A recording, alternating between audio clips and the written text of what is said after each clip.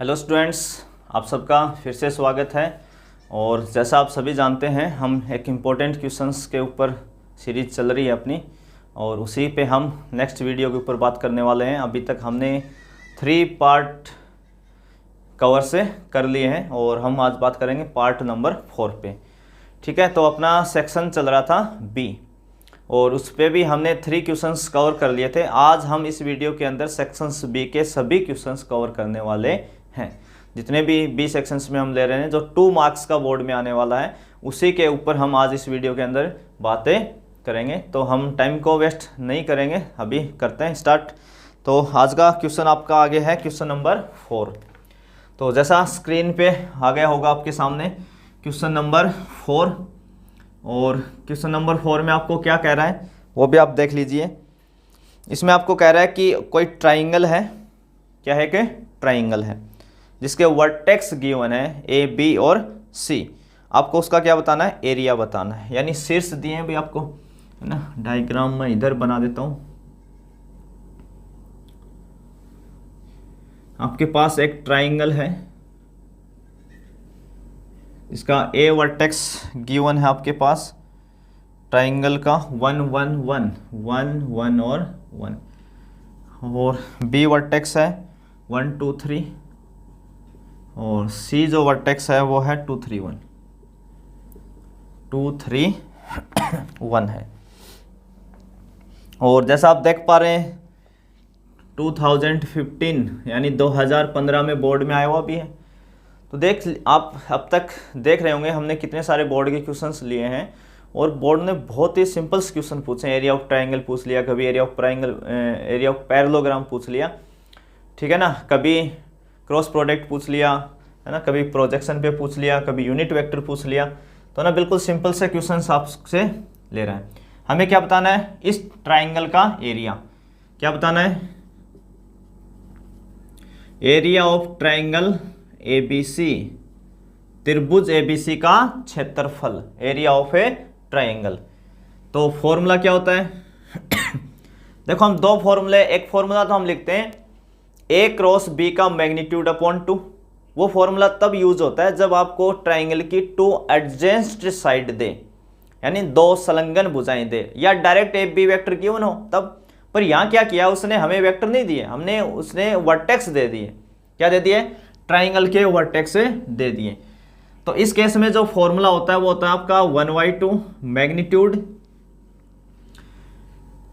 कोई भी एक वर्टेक्स आप फिक्स कर लो अपनी तरफ से, है ना, अपनी मर्जी से कोई भी एक वर्टेक्स। आपने पॉइंट ए को फिक्स कर लिया, तो ए से बी की तरफ जाएंगे तो क्या बन जाएगा, ए बी वेक्टर, और ए से सी तक जाएंगे तो क्या बन जाएगा, ए सी वेक्टर, और इनका क्या आ जाएगा, cross, A B cross A C. तो आपका फॉर्मूला क्या बन गया, A B cross A B का magnitude, A B cross A C का मैग्नीट्यूड। कोई भी एक पॉइंट फिक्स करते हैं, आप बी कर सकते हो, बी ए बी सी निकाल लेंगे, सी करेंगे तो सी ए सी बी निकाल लेंगे। हमें क्या चाहिए, बस उस ट्राइंगल की 2 साइड चाहिए। क्या चाहिए, 2 साइड। अगर आप एक साइड ये लेते हो तो ए बी बोलेंगे, ये लेंगे तो ए सी लेंगे। ध्यान क्या रखना, एक पॉइंट कॉमन होना जरूरी है। तो आप कोई भी 2 लेंगे, एक पॉइंट अपने आप कॉमन आ जाएगा, कोई टेंशन की बात नहीं है। और बाहर मैग्नीट्यूड लगाया तो कोई दिक्कत भी नहीं आने वाली। तो हमें इस खेल के अंदर किसकी जरूरत पड़ेगी निकालने की, ए बी क्रॉस ए सी की। ए बी क्रॉस ए सी चाहिए, तो सबसे पहले कौन चाहिए, ए बी चाहिए। सबसे पहले कौन चाहिए, ए बी का पता करना होगा। अगर कोई भी लाइन 2 पॉइंट से अगर पास हो रही है तो आपने एक हेडिंग पढ़ी होगी, वेक्टर जॉइनिंग 2 पॉइंट, 2 सदिशों को मिलाने वाला, 2 बिंदुओं को मिलाने वाला सदिश, 2 बिंदुओं को मिलाने वाला सदिश, वेक्टर जॉइनिंग 2 पॉइंट्स। तो इसका क्या फॉर्मूला होता था क्या बताया आपको, आगे वाले में पीछे वाले को घटाते हैं, यानी क्या लिखते थे, पीवी। पीवी का मतलब होता है भाई पोजीशन वेक्टर, पीवी का मतलब पोजीशन वेक्टर यानी स्थिति सदिश। PV of B minus PV of A, B का स्थिति सदिश माइनस ए का स्थिति सदिश। आप हिंदी में ऐसे लिख सकते हैं इसको। अब बी का पोजीशन वेक्टर से क्या मतलब है, बी का स्थिति सदिश से क्या मतलब है, देखो ये बी पॉइंट है 1 2 3, तो इसका स्थिति सदिश का मतलब इसको वेक्टर फॉर्म में लिखेंगे। किस फॉर्म में लिखेंगे, वेक्टर फॉर्म में। तो लिखते कैसे हैं, फर्स्ट कोऑर्डिनेट को आई कैप से मल्टीप्लाई करते हैं, दूसरे को जे कैप से और तीसरे को के कैप से। देखो क्या पॉइंट आपके पास 1 2 और 3, फर्स्ट को किससे मल्टीप्लाई करते हैं, आई कैप से, इसको जे कैप से और इसको के कैप से, और बीच में क्या लगा देते हैं, प्लस। तो क्या बना आपके पास 1 आई कैप प्लस 2 जे प्लस 3 के कैप। तो है ना 1 को तो हम शो करते नहीं, 1 को क्या करने की जरूरत है, 1 तो होता ही है कोफिशिएंट। तो क्या बना ये आई कैप प्लस 2j और प्लस का 3 के कैप माइनस पीवी ऑफ ए। तो ए का क्या आ जाएगा, देखो ए तो 1 1 1 ही है, तो आई कैप प्लस जे कैप और प्लस के कैप। तो क्या बन जाएगी भैया आपकी वैल्यू, कम कर दो इसमें से, आई कैप में से आई कैप गया तो 0 आई कैप, या हटाओ लिखो ही मत, या तो 0 आई कैप लिखो या लिखो ही मत, कोई दिक्कत नहीं, क्योंकि आई कैप कैंसिल हो गया। 2 जे में से एक जे जाएगा तो जे कैप, और 3 के कैप में से एक के जाएगा तो 2 के कैप। देखो यहाँ 3 के कैप है, यहाँ 1 के, देखो ये माइनस की वजह से ये सब नेगेटिव हो जाएंगे ना, ब्रैकेट जिस दिन हम ओपन करेंगे, है ना, माइनस करना आता है सबको, इतनी कोई दिक्कत नहीं है। एससी का मतलब क्या हो गया, PV of C minus PV of A, यानी सी का पोजीशन वेक्टर। तो सी का पोजीशन वेक्टर देखो ये आपका सी वर्टेक्स 2i दिख रहा होगा आपको, 2i 3j प्लस ए के कैप माइनस ए का, तो ए कितना है 1 1, वापिस यहीं आ जाएगा आई कैप प्लस जे कैप और प्लस का के कैप। तो कितना आ जाएगा अपने पास, ये 2i में से आई गया तो आई कैप, 3j में से जे गया तो 2 जे कैप, के में से के गया तो 0 के कैप, है ना। लिखना चाहो तो लिखो, नहीं मत लिखो। तो हमें दो वेक्टर निकालने थे, एफ बी और एस सी, दोनों आ चुके हैं अपने, है ना। मैं रब कर रहा हूँ भाई कि अपने काम की बातें ऊपर लिख लेते ताकि आगे क्वेश्चन सॉल्व करने में प्रॉब्लम ना हो। तो ए बी वेक्टर कितना आ चुका है, 0i प्लस जे प्लस 2 के कैप। ऐसे ही एस सी कितना आ चुका है, i प्लस 2j प्लस 0 के कैप। अब फॉर्मूला देखो ज़रा, फॉर्मूले के हिसाब से हमें एफ बी और एस सी का क्या चाहिए, क्रॉस प्रोडक्ट। एफ बी और एस सी का क्या चाहिए, क्रॉस प्रोडक्ट। और अभी हमने लास्ट वीडियो में किया था, क्रॉस प्रोडक्ट किसकी हेल्प से निकालते हैं, डिटर्मिनेंट की हेल्प से। तो बना दो भैया डिटर्मिनेंट, आई कैप जे कैप और के कैप। सबको पता है पहली रो फिक्स है, अब तक हम 2-3 क्वेश्चन कर चुके हैं। एफ बी के कॉपी पहले एफ बी लिखा है तो एफ बी के कोफिशिएंट लिखेंगे 0 1 2, फिर एस सी के लिखेंगे 1 2 0, कर दो ओपन। ये रो ये कॉलम आई कैप के अकॉर्डिंग, तो ये बचेगा 2/2 का, दिख रहा होगा ना ये 2/2। तो 1 को 0 से करेंगे 0, 2 को 2 से करेंगे 4, तो माइनस कितना हो जाएगा 4, माइनस जे कैप। ये हटा देता हूँ भाई इसको मैं थोड़ा सा एक बार, माइनस है जे कैप। तो ये रो और ये कॉलम, तो 0 को 0 से करेंगे 0, 1 को 2 से करेंगे तो 2, माइनस 2 प्लस के कैप। ये रो ये कॉलम, तो 0 को 2 से करेंगे 0, 1 को 1 से करेंगे तो 1, माइनस 1 आ जाएगा। तो कितना हो गया टोटल, माइनस का 4 आई कैप प्लस का 2j और 1 के कैप। ये किसकी वैल्यू आई, F B cross S C. हमें इसका क्या चाहिएगा, मैग्नीट्यूड चाहिएगा भाई, F B cross S C का मैग्नीट्यूड। तो कितना आ जाएगा, रूट में 4 का स्क्वायर कितना होता है 16, 2 का स्क्वायर कितना होता है 4, 1 का 1, तो रूट 21, कितना आ जाएगा रूट 21। हमें क्या पूछा, एरिया ऑफ ए ट्राइंगल। तो देखो यहाँ फॉर्मूला लिखा हुआ आपका एरिया ऑफ ट्राइंगल का, ये क्या है, A B cross S C का मैग्नीट्यूड, वो कितना आया रूट 21 अपॉन इसके डिवाइड में कितना है 2 स्क्वायर यूनिट। तो ये क्या आ गया आपका एरिया ऑफ ए ट्राइंगल। तो एरिया ऑफ ट्राइंगल पे 2 ही टाइप के क्वेश्चंस बनते हैं। फर्स्ट टाइप कि आपको direct F B vector given हो, कोई भी ट्राइंगल की 2 संलग्न भुजाएं यानी एडजेसेंट साइड गिवन हो, ठीक है, तो आप सीधा ए क्रॉस बी का मैग्नीट्यूड निकाल के 2 का डिवाइड कर देंगे। दूसरा टाइप हो सकता है कि आपको साइड ना देके उसके वर्टेक्स दे दे, जो अभी हमने किया है, तो आप A B cross S C के रास्ते से जा सकते हैं। तो इंपॉर्टेंट क्वेश्चन है, बोर्ड में पूछा हुआ भी है और आसान बहुत है, केवल ए क्रॉस बी तो निकालना है। तो देखिए भाई अगला क्वेश्चन नंबर, जैसा आपकी स्क्रीन पे आ चुका होगा, क्वेश्चन नंबर 5, क्वेश्चन नंबर 5 की बात कर लेते हैं। आपको क्या क्या गिवन है, ए का magnitude equal to 8 into B का मैग्नीट्यूड, है ना। दोनों में एक रिलेशन दे रखा है, कह रहा है कि ए का मैग्नीट्यूड है वो इक्वल है बी के मैग्नीट्यूड के 8 टाइम्स। और एक कंडीशन और भी गिवन है, A plus B dot A minus B, और इजिकल टू कितना दिया हुआ है इसने 8, क्या दिया हुआ है 8। ए और बी के मैग्नीट्यूड में एक रिलेशन दिया है और A plus B dot A minus B equal to 8 दिया है। और कह रहा है कि ए का मैग्नीट्यूड बता दो, बताना क्या आपको, ए का मैग्नीट्यूड बताना है और बी का मैग्नीट्यूड बताना है। दो वैल्यू बतानी है, ए का मैग्नीट्यूड बताना है और बी का मैग्नीट्यूड बताना है। तो हम सबको पता है डॉट प्रोडक्ट करना, तब तक तो हमने कुछ क्वेश्चंस में कर भी लिया पीछे वीडियो में। ए का ए के साथ करेंगे तो आप क्या लिखेंगे, ए डॉट ए का माइनस बी से करेंगे तो क्या लिखेंगे, माइनस ए डॉट बी। देखो जो वेक्टर पहले आएगा वो पहले, जो बाद में आएगा बाद में, बीच में डॉट। और अगर किसी के साथ माइनस लगाए तो आप माइनस लगा देंगे पहले है ना, वो पहले आ जाएगा।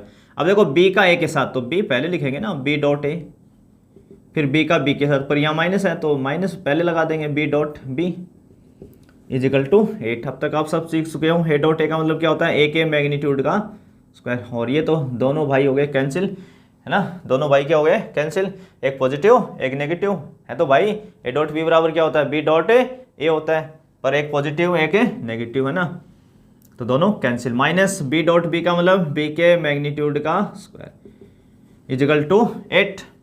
अब देखो यहाँ पे अब आपको ना ये कंडीशन यूज लेनी है, इक्वेशन फर्स्ट को यूज करवाना है।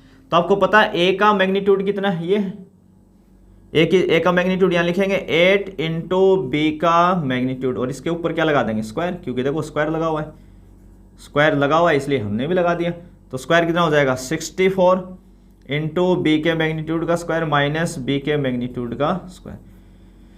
64 में से 1 घटा देंगे, यानी 64 इंटू बी का मैग्नीट्यूड स्क्वायर है, ये 1 इंटू बी का मैग्नीट्यूड का स्क्वायर है। तो 64 में से 1 घटाएंगे तो कितना हो जाएगा आपके पास, 63 इंटू बी के मैग्नीट्यूड का स्क्वायर इजिकल टू 8।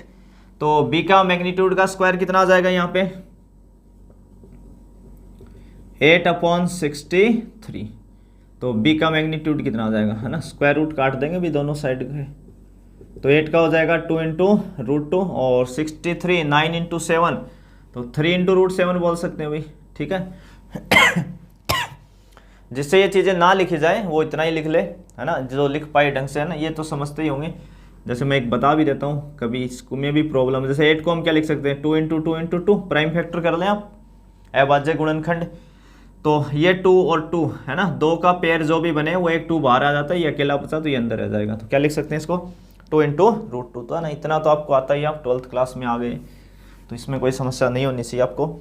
ये किसका मैग्नीट्यूड आ गया भाई, बी का।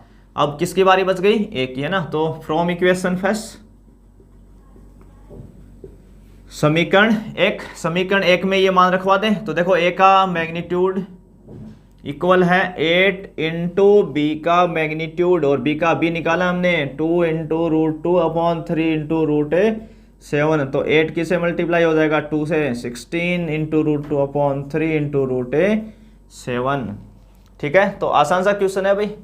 आपको ए डॉट बी इनका डॉट प्रोडक्ट करना है, एक कंडीशन इसमें यूज करवानी है, एक वेक्टर का मैग्नीट्यूड आएगा वो वापस रखवा देना, तो दूसरे वेक्टर का मैग्नीट्यूड भी आ जाएगा। तो चलिए अगला क्वेश्चन नंबर 6 देखते हैं, जैसा कि आपकी स्क्रीन पे आ चुका होगा। क्वेश्चन नंबर 6 आपको शो करना है, show that the direction cosine of a vector equally inclined to the axes OX, OY and OZ are 1/√3, 1/√3, 1/√3। आपको दिखाना है कि OX, OY, Z अक्षों के साथ बराबर झुके हुए सदिश की दिक् कोजाएं कितनी है, 1/√3, 1/√3। क्वेश्चन नंबर 6 ठीक है। आपको कोई एक ऐसा वेक्टर है जो तीनों एक्सेस के साथ क्या है, इक्वली इंक्लाइंड है, इक्वली इंक्लाइंड है, यानी समान झुकाव रखता है। समान झुकाव रखता मतलब समान कोण बनाएगा, इक्वली इंक्लाइंड यानी इक्वल एंगल बनाएगा, ठीक है ना। तो हम कोई मान लें कि कोई वेक्टर है, लेट वेक्टर, कोई वेक्टर है मैक्स इक्वल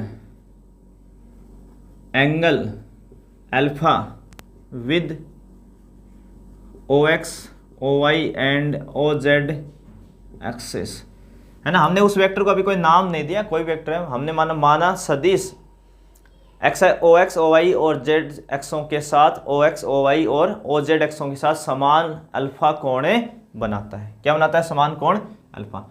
तो आपने ये बात सबने पढ़ी है कि मान लो कोई भी वेक्टर है, ये मान लो P वेक्टर आपके पास है ना, जिसका पोजीशन वेक्टर क्या है? R है। ये अगर x एक्स के साथ अल्फा, y एक्स के साथ बीटा और z एक्स के साथ गामा एंगल बनाता है, तो आपने ये डायरेक्शन कोसाइन वाली हेडिंग में पढ़ा होगा, डायरेक्शन कोसाइन दिख के कोसाइन। तो क्या लिख देते हैं? L बराबर कोस अल्फा, m बराबर कोस बीटा और n बराबर कोस गामा, ये लिख देते हैं। डायरेक्शन कोसाइन का फॉर्मूला यही होता है, L बराबर कोस अल्फा, m बराबर कोस बीटा और n बराबर कोस गामा। हम क्या कह रहे हैं कि कोई भी वेक्टर है वो इक्वल एंगल बना रहा है तीनों के साथ, OX के साथ, OY के साथ और OZ के साथ, यानी L बराबर कोस अल्फा, M बराबर भी कोस अल्फा और N बराबर भी क्या हो जाएगा? कोस अल्फा हो जाएगा।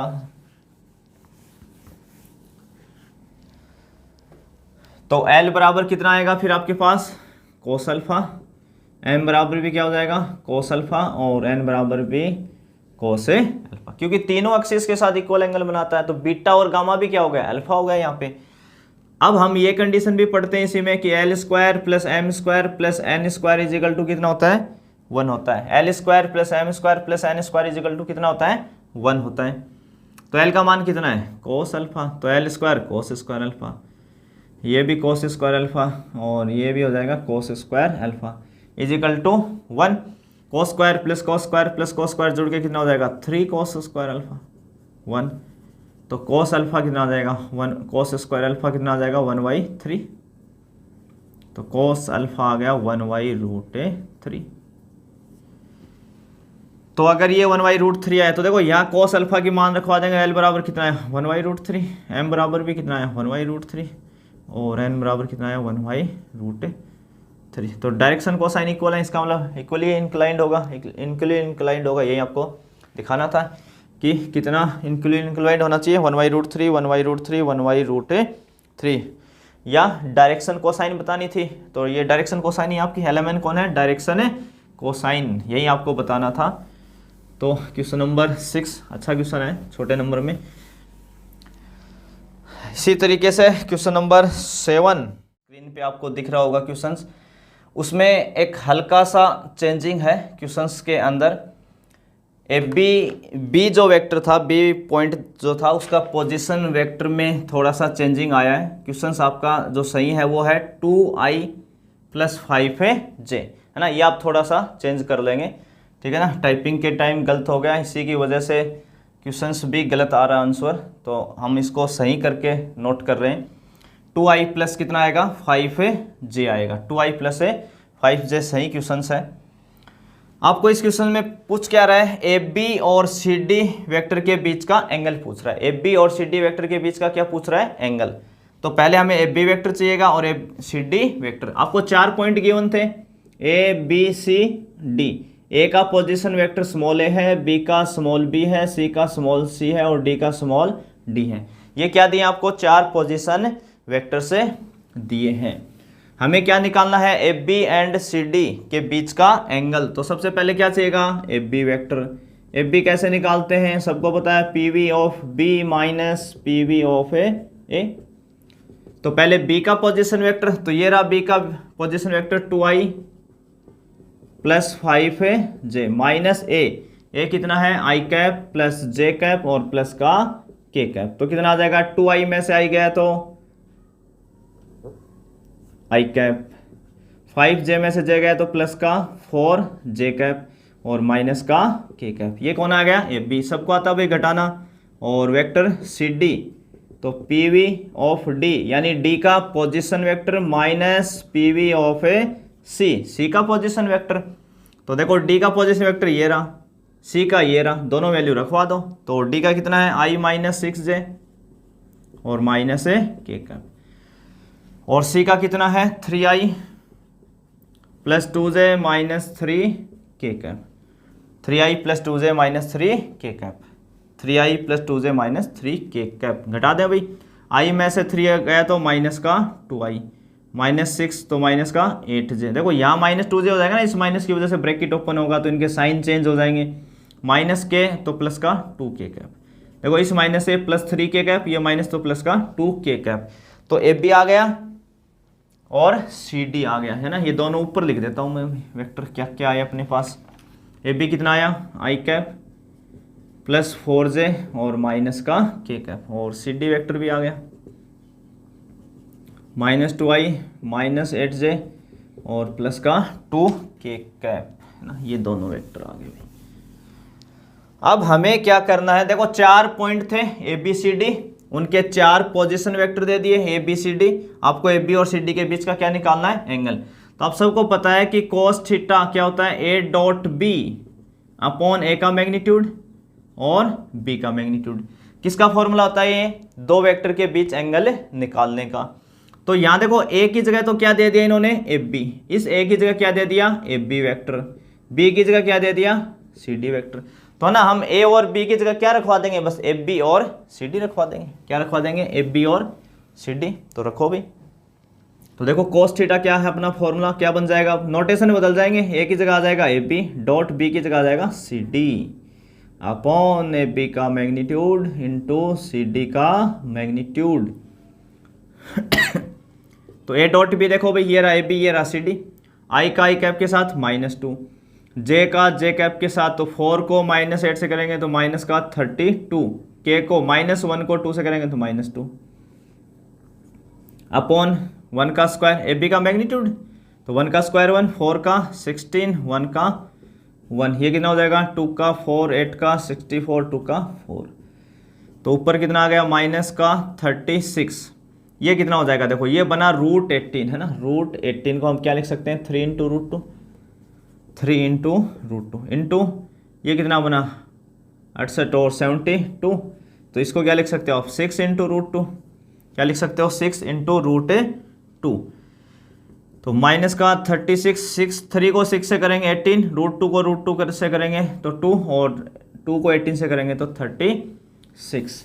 तो cos थीटा बराबर क्या आ गया आपके पास, cos थीटा बराबर आ गया -1, ठीक है ना। तो एक तो आपको ना यहाँ डायरेक्ट ही पता हो कि cos -1 कहाँ देता है, तो cos पाई पे देता है, 180 डिग्री पे क्या देता है -1। अगर ध्यान नहीं है तो आप क्या लिखेंगे cos इनवर्स -1, 2 के चैप्टर से cos इनवर्स -x कितना होता है pi minus cos inverse x, तो ये क्या हो जाएगा +1, और cos 1 कहाँ देता है सबको पता है, 1 कहाँ देता है 0 पे, तो थीटा बराबर कितना आ जाएगा पाई, यानी दोनों वेक्टर्स के बीच का एंगल कितना आ जाएगा पाई आ जाएगा, ठीक है। तो क्वेश्चंस में पहले थोड़ा क्वेश्चन में ना मिस्टेक था, उसकी वजह से एक बार क्वेश्चंस गलत भी हो गया था, तो उसको मैंने चेंज कर दिया है, और आप भी चेंज कर लेना, है ना। इस क्वेश्चंस को यहाँ पे एक वैल्यू की वजह से ये दिक्कत आ रही थी, बोर्ड में आया हुआ क्वेश्चंस है A B dot C D upon A B का मैग्नीट्यूड इंटू सी डी का, यानी आपको बस एंगल निकालना है। तो दो वेक्टर चाहिए, और अगले ने दो वेक्टर आपको बताए थे, एक तो ए बी चाहिए और एक है सी डी। तो ए बी हमें निकालना आता है, सी डी भी हमें निकालना आता है, बस फॉर्मूले में रखना है, आपका एंगल आ जाएगा। अब हम करते हैं क्वेश्चन नंबर 8।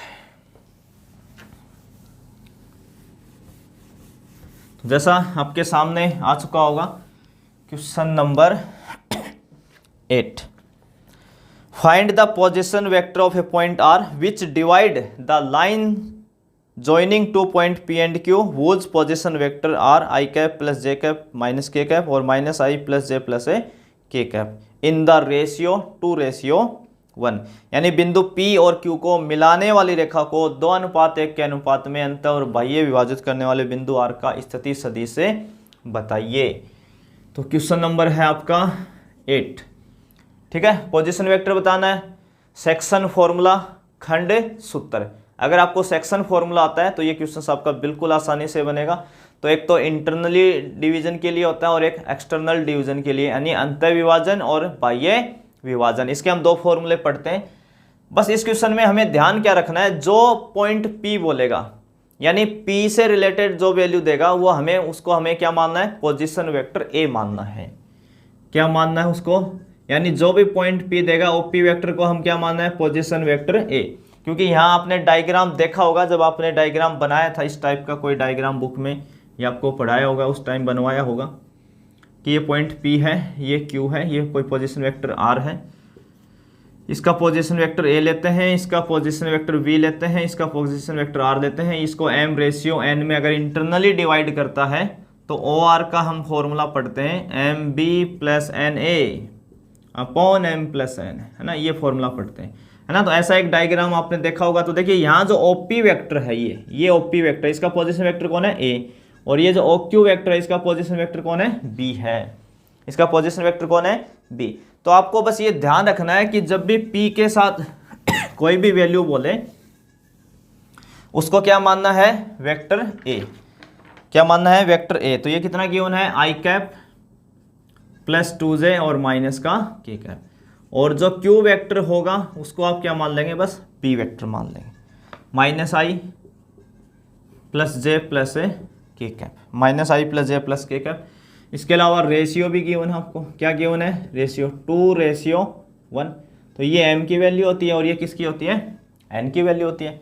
तो फर्स्ट पार्ट हम कर रहे हैं, जब क्या करें, इंटरनली डिवीजन करें, अंतः विभाजन करें, तो क्या होता है, पोजीशन वेक्टर। बस आपको फॉर्मूला आना चाहिए भाई, mb vector plus na vector upon m plus n, ये हो जाएगा।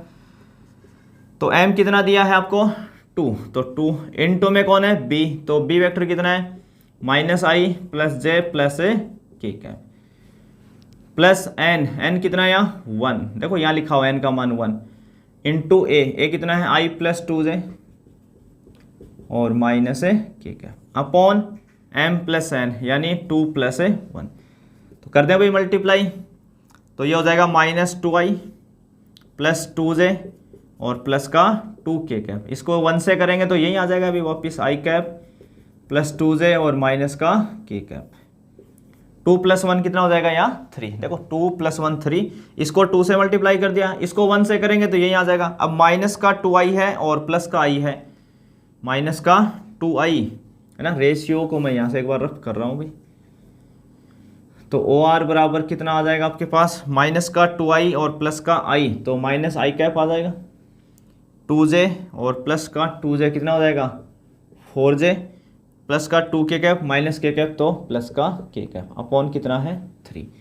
तो ये किसका आंसर आ गया, आपका फर्स्ट पार्ट का आंसर आ गया। अब सेकंड पार्ट में क्या पूछा है, एक्सटर्नल डिवीजन। क्या पूछा है, एक्सटर्नल डिवीजन। तो बस क्या चेंज करना होता है, यहाँ क्या आ जाएगा बीच में, बस माइनस आ जाएगा। क्या आ जाएगा यहाँ पे, माइनस, फॉर्मूला याद होना चाहिए। तो यहाँ क्या आ जाएगा माइनस, यहाँ क्या आ जाएगा माइनस, 2 में से 1 जाएगा तो यहाँ कितना बचेगा 1, minus 2i plus 2j plus 2k cap, इस माइनस 1 की वजह से माइनस i कैप हो जाएगा अभी, माइनस का 2j और प्लस का k कैप। तो देखो कितना बचा, माइनस का 2i और माइनस का i हो गया माइनस का 3i, प्लस का 2j माइनस 2j कैंसिल हो जाएंगे, प्लस का 2k कैप और प्लस का k कैप यानी 3k कैप, और नीचे कितना बचा 1, नीचे 1 को शो करने की जरूरत ही नहीं है अभी। तो कितना आ जाएगा OR बराबर माइनस के 3i plus 3k cap upon 1 आ जाएगा। ठीक है, तो आज के इस वीडियो में हम इतने ही क्वेश्चंस कवर करने वाले हैं 8 तक। तो सेक्शन बी जो है वो अपना हो गया है बिल्कुल कंप्लीट, 2 मार्क्स के क्वेश्चंस हमने ले लिए। अब हम नेक्स्ट वीडियो में करेंगे 3 मार्क्स वाले, यानी सेक्शन सी या पार्ट सी।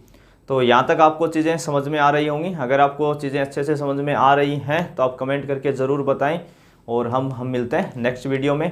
यहाँ तक देखने के लिए आप सभी का एक बार फिर से धन्यवाद।